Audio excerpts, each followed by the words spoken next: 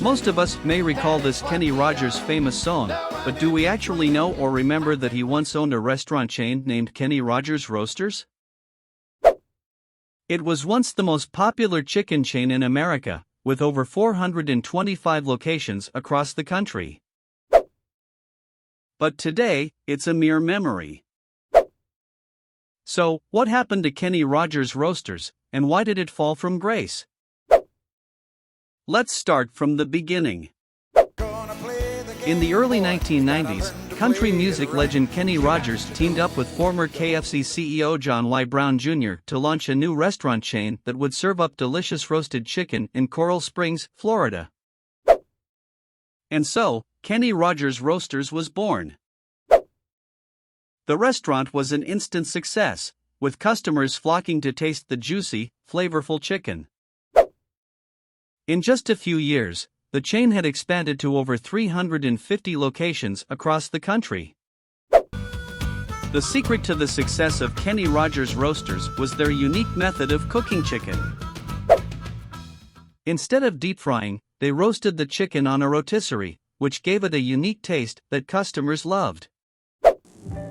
And who could forget those famous commercials featuring Kenny Rogers himself, singing the praises of his delicious chicken? But despite their early success, things started to go downhill for Kenny Rogers Roasters in the late 1990s.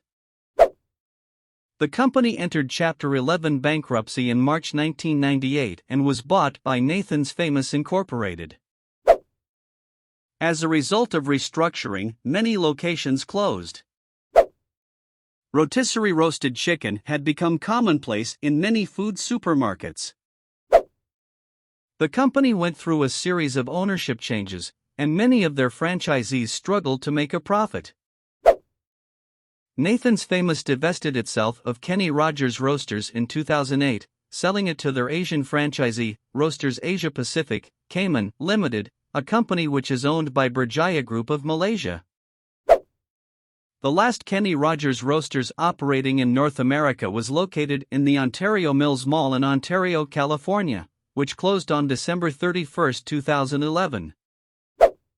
Despite the chain's end in the United States, Kenny Rogers Roasters continues to flourish in Asia under the ownership of Berjaya Group. So, what can we learn from the rise and fall of Kenny Rogers Roasters?